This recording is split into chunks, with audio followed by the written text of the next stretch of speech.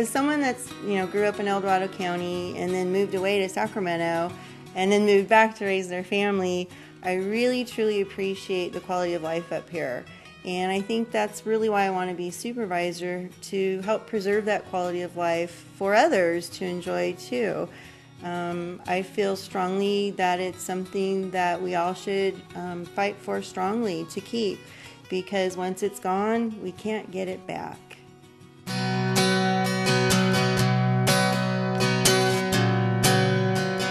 What makes me different as a candidate is that we're all saying that we want to keep the small town feel here in El Dorado County, but I've actually led a huge effort to do exactly that. In Shingle Springs, where we had all these high density projects being proposed, we came together as a community, and I actually started the Shingle Springs Community Alliance. I was the founder, and I'm now the president of that, and I've led the way to protecting our way of life in Shingle Springs. We've actually come together and started creating our community plan for Shingle Springs, and we intend to someday get that drafted and out to the public and completed and make that part of our general plan to preserve our way of life for generations to come.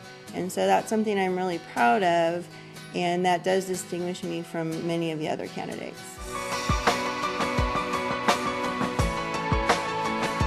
The first local issue of concern in the county is growth. Specifically in Shingle Springs, where I happen to live, there's been a couple high-density projects proposed by developers, and the issue with those projects is that they're of a higher density than what the land is currently zoned for. And the problem with that is that the neighbors to these properties, they chose to live there based on the lower density zoning. And so for somebody to come in and propose higher density would severely impact those people and their quality of life. So we've come together as a community. We've actually addressed the developers directly, and we've taken our concerns to the Board of Supervisors to let them know that we're not against the land being developed. We just expect it to be developed as it's currently zoned, because that's what's been expected there all this time and why people chose to live there.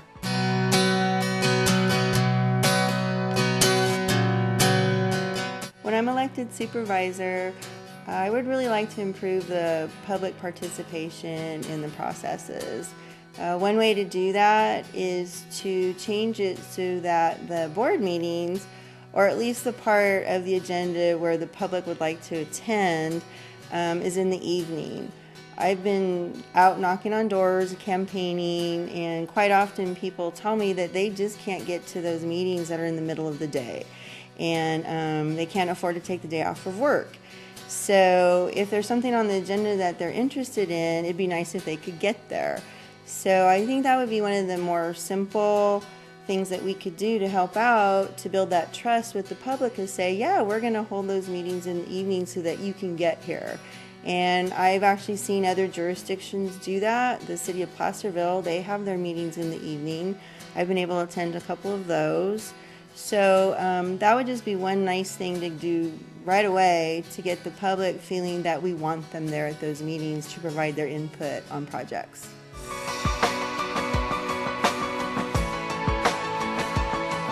Transparency has become a pretty large issue here in El Dorado County over the last couple of years. Often what's happened is when the public has been invited to meetings to voice their concerns or to give their input about particular projects, when we see the reports that are the result of those meetings, we don't actually see our input or our concerns in the outcome of those reports.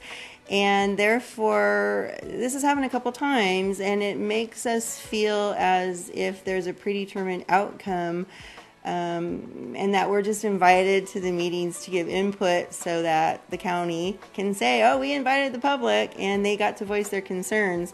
But then when you see that final report, like I said, and you're not included in that outcome, it starts to make you lose trust in what's going on in these processes. And there's another example of that. There's a subcommittee that's been meeting weekly for years now. And they're a subcommittee of one of our commissions, and they should be following the Brown Act, which is the open meeting law. And it's become a big concern that they haven't been posting agendas or taking minutes as required under the Brown Act, the open meeting law. Because what if you're a person that can't get to the meeting, right, and you want to go look up what happened? There's no minutes, there's not even an agenda posted. How are you supposed to know? What if you want to get to a meeting, but you don't even know if a topic that concerns you is going to be discussed? So I've been working with a couple other people for the last year. We started back in early 2013 raising these issues, and it's 2014 and it still hasn't been resolved. So again, that trust that you would like to have between your local government and the public, it's not there right now, and so that is a huge concern in our county.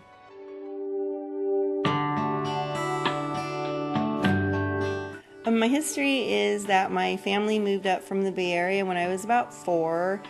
First we were in Pollock Pines, and after a wee bit we ended up out in Camino in the middle of Apple Hill, which was fun. And I went to Camino Elementary School for a while until we decided to move back to Pollock Pines up in the snow.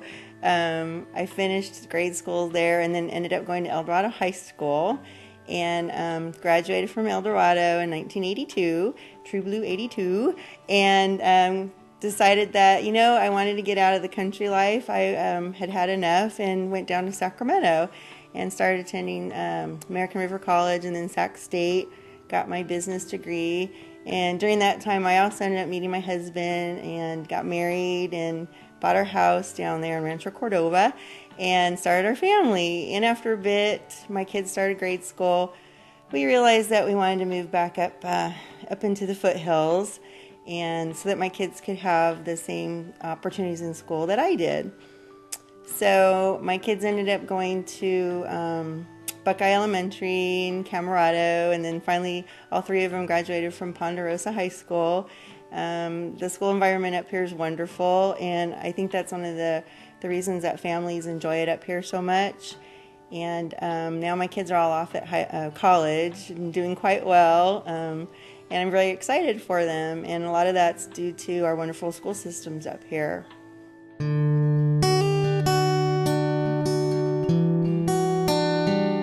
Well, we moved our family up from Sacramento up to Shingle Springs in 2002, and at that time I decided that, or our family decided that I would be a stay-at-home mom for a bit. The kids started at Buckeye Elementary School, which is a wonderful school, and that let me, since I was a stay-at-home mom, I got to do a lot of volunteer opportunities. And one of my biggest, accomplishments while I was there volunteering is I led the effort to update their computer lab. And I took the lead on that with another parent, and it took us actually 2 years to get that completed because of schools and bureaucracies, but I felt strongly that the lab needed to be updated, and I worked with a lot of groups and the superintendent, and we got it done. So that was a major accomplishment that I'm very proud of. And then as the kids moved over to Camarado, the middle school, I got involved over there. I was the secretary for the Parents Club, and I helped set up their website to get them so they had a means of communication with the staff and families, and that was really a nice thing to get started for them. And somewhere along that way, I decided to start working part-time, which allowed me to still volunteer a lot. I like that. And so I got a part-time job working at Ponderosa High School in the library. Working at the high school is wonderful. Young adults are unique and challenging at the same time, and one of the neatest things about that environment is I also learned a lot every day. It's a learning environment for everyone, and that's a really plus kind of thing. So also right about that time, my kids started attending the high school, and I wanted to help out at that level. So I joined the Sober Grad Night Committee as a volunteer, and I've been their webmaster, I guess. I don't know. I think it's going on 5 years now. Even though my kids have all graduated, it's something that I enjoy doing, and I like helping out, so I'm still doing that to this day. And my kids are gone, they're off at college, but it keeps me connected to the high school that's local, and I like that.